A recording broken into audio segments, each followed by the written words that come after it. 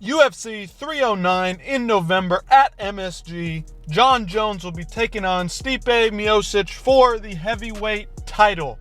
The undisputed heavyweight title, the world championship, the definitive heavyweight title. Except Tom Aspinall is sitting there waiting in the wings as the interim title holder. Thankfully, Dana White is coming to his senses a little bit, and after Dana White's Contender Series this past Tuesday, he announced that Tom Aspinall will, yes, be officially the backup heavyweight title fighter for the main event.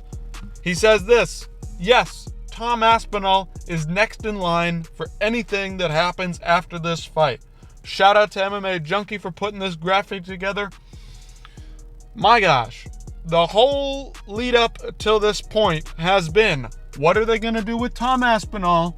Is Tom Aspinall going to get the credit that he deserves? I think we kind of all assumed or hoped that heading into this that Tom Aspinall would be the backup fighter for this fight in case anything went wrong.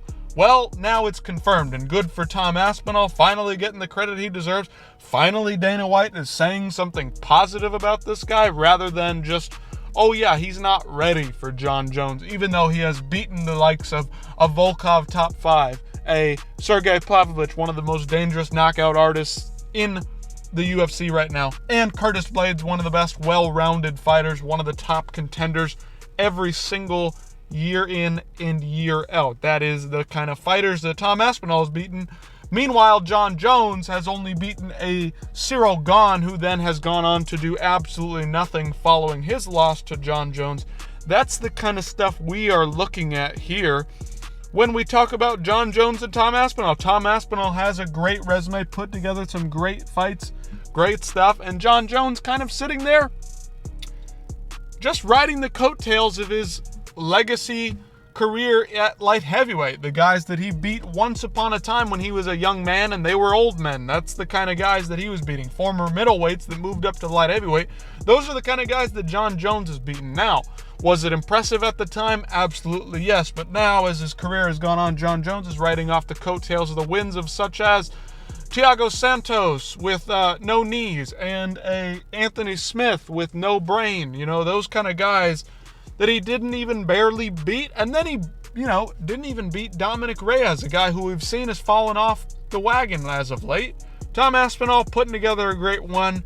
Let's see him in the fight. Hopefully, maybe Jon Jones slips up, falls down, suffers from some amnesia, something like that. Doesn't get injured too badly. We don't wish harm upon anybody. That's not what we're doing here. But, if Tom Aspinall can get in there and beat Stipe, one of the best heavyweights of all time, that wouldn't be too bad either. So, who knows? Let's see what happens. No matter what happens in this fight, if Jon Jones gets another injury or if Stipe falls sick or gets another injury, let's have Tom jump right in there. This should not be a last-minute replacement thing. This should be if somebody falls through from today to the fight, Tom Aspinall should be jumping in there to get a chance at murdering one of these guys.